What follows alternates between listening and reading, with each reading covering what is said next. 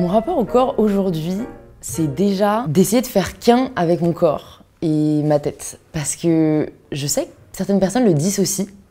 Et même moi, dans le passé, c'est pas que je le dissociais, mais c'est que j'avais l'impression qu'il ne reflétait pas qui j'étais ou que j'en voulais un autre et que je voulais essayer de le changer. Et donc aujourd'hui, c'est vraiment un rapport d'acceptation et d'unité, je dirais, qui a été dur à atteindre. En fait, c'est passé d'une phase où je le rejetais, du coup je me suis mise au sport, où j'ai essayé à tout prix de le contrôler, mais à l'extrême. Et en fait, c'est marrant parce que moi-même, je voulais pas devenir la plus mince possible, mais je suis devenue extrêmement mince, maigre. Et du coup, ça n'était pas en prendre soin au fond. C'est ce que je voulais, mais aujourd'hui, on entend tellement de choses et on nous impose tellement d'idéaux que parfois, on se rend même pas compte de ce qu'on lui inflige. Et donc moi, c'était pas du tout sain la situation dans laquelle j'étais. Et en fait, au fur et à mesure, du coup, moi, c'est vraiment avec ma plateforme, en recevant des messages de femmes qui étaient vraiment mal dans leur peau, et moi, en me disant que j'étais triste pour elles et qu'elles pouvaient s'aimer, qu'elles devaient s'aimer, que j'ai fini par appliquer cette bienveillance à moi-même aussi. Ça a été vraiment à force d'en parler, j'ai fini par y croire. Et tu vois, du coup, c'est pas un jour, je me suis réveillée en mode « ça y est, je m'aime », mais en fait, c'est en parlant, au fur et à mesure, je me rendais compte que je me construisais cette bienveillance et que mon amour pour mon corps s'est développé à travers ça, en fait. Quand je me suis remise au sport, j'ai tellement aimé ce sentiment de reprise de possession un peu de mon corps parce que j'avais pris pas mal de poids à cause de la pilule et que du coup je faisais plus de sport, je faisais pas attention à ce que je mangeais et retrouver un peu comme ça le pouvoir, ça m'a grisée et j'ai voulu trop faire en fait et j'ai voulu trop bien faire et j'ai suivi ce mouvement sur les réseaux sociaux fitness. Du coup je faisais 6 séances de sport par semaine, je faisais énormément de cardio, je mangeais extrêmement simple parce que je me suis rendu compte que l'alimentation jouait quand même beaucoup aussi. Je mangeais beaucoup moins que ce que je devais manger en me disant que c'était bien, que c'est ce qu'il fallait faire, que de toute façon c'est ce qu'on voyait dans les magazines et c'est ce que l'image des réseaux sociaux nous renvoyait. Et donc j'ai pas, tu vois, volontairement voulu perdre tant de poids, mais j'ai partagé les transformations sur mon compte et moi-même je suis retombée, tu vois, sur une photo d'il y a seulement 2 ans et je me reconnais pas du tout. Je faisais 45 kilos pour 1m68, tu vois, et j'étais extrêmement maigre et en fait c'était une forme d'orthorexie, comme on dirait aujourd'hui. Ils ont inventé un mot pour ça, de vouloir atteindre la perfection, que ce soit dans le sport, dans l'alimentation, dans ta vie, et c'était pas sain du tout.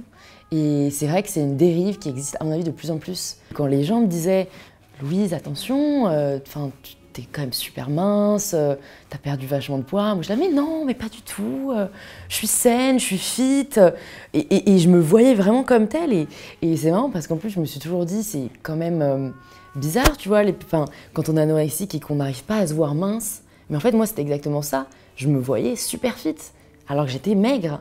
Et c'est en prêchant ce que je commençais à prêcher sur les réseaux sociaux que j'ai fini par me rendre compte qu'en fait, c'est vrai que c'était pas très sain de refuser tous les gâteaux qu'on me proposait, et c'était pas très sain d'éviter d'aller au restaurant avec des amis parce que je savais pas ce qu'il allait avoir et que je savais pas si jamais j'allais pouvoir manger sain et que c'était pas un mode de vie durable.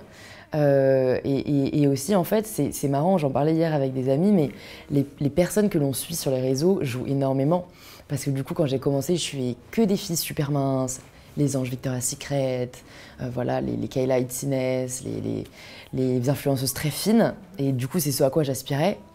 Et en changeant un peu, en modifiant ouais, les personnes que je suivais, pour suivre des personnes qui étaient beaucoup plus dans cette idée d'empowerment et de femmes fortes et de ne pas avoir peur de le devenir, j'ai shifté moi aussi d'état d'esprit et ça a, je pense, tout changé aussi dans ma façon de penser, de me rendre compte que des filles étaient très bien dans leur peau sans être un bâton et sans être la plus mince possible et qu'on pouvait totalement être saine en étant en fait équilibrée sans diaboliser la nourriture, tu vois. Je pense que ça a été aussi une grande étape. Enfin, parce que la relation au corps a aussi passé avec ma relation avec la nourriture et me rendre compte que c'est avant tout, comme je dis, un peu le moteur d'une vie, tu vois, et surtout quand on a une vie active, on ne peut pas se permettre d'être toujours en restriction. Et je trouve qu'en plus en France, c'est dingue parce que je crois que j'avais vu les chiffres, c'est genre 60% des femmes sont continuellement au régime.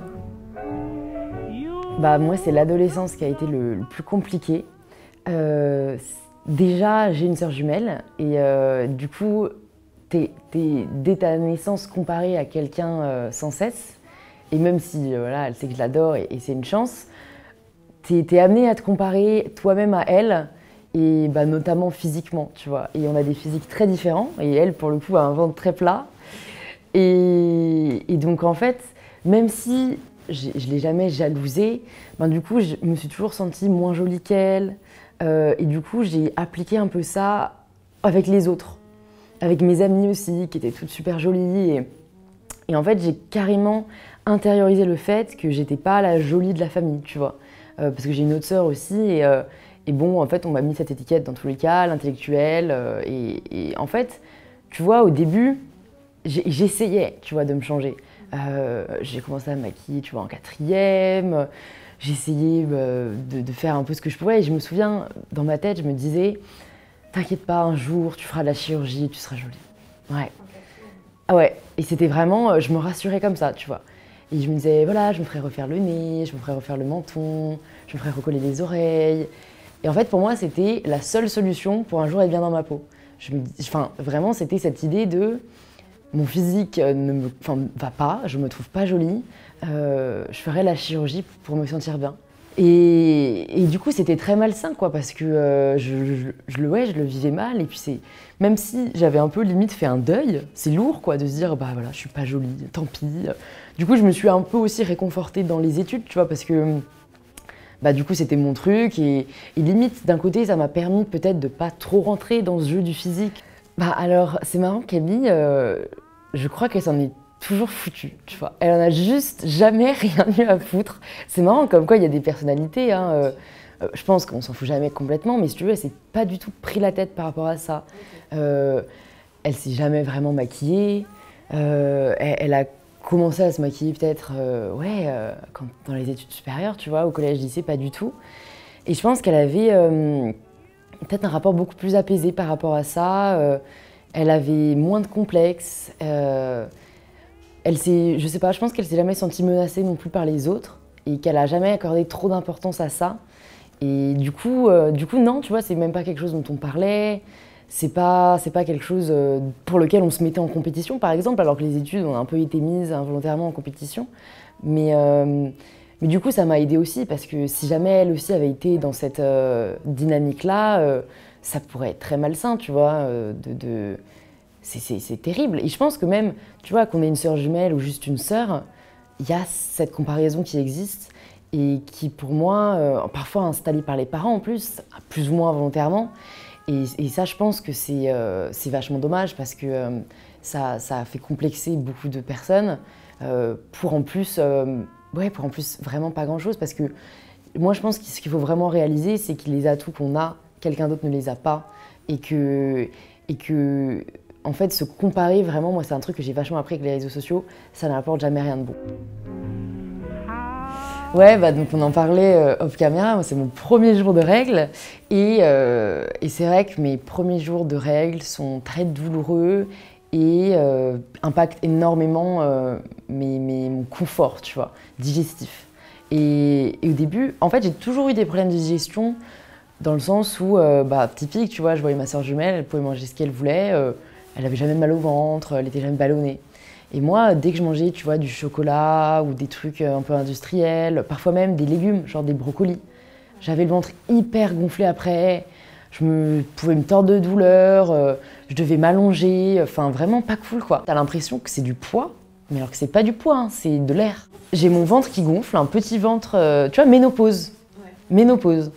Et en fait, comme la société nous dit que c'est moche, ça, et qu'on doit absolument avoir le ventre plat, enfin, toi-même, t'as l'impression que c'est moche.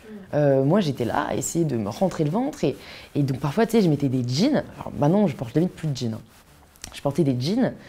Et en fait, ça, c'est un truc que j'ai découvert. Si jamais t'es ballonné et que tu portes un truc trop serré, ça va te tordre le ventre, mais une cata. Genre, ça m'achevait, tu vois.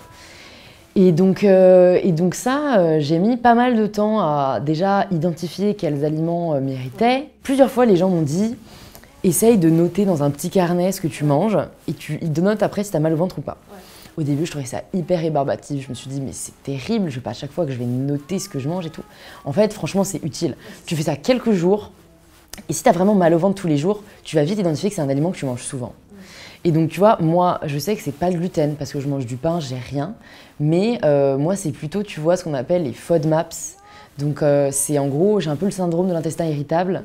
Et donc, ça va être les aliments qui sont riches en FODMAP. Donc, c'est quelque chose qui est présent dans les aliments, quoi, qui va irriter mon ventre. Et donc, c'est les crudités, le chocolat, les aliments trop gras, les crucifères, les légumineuses.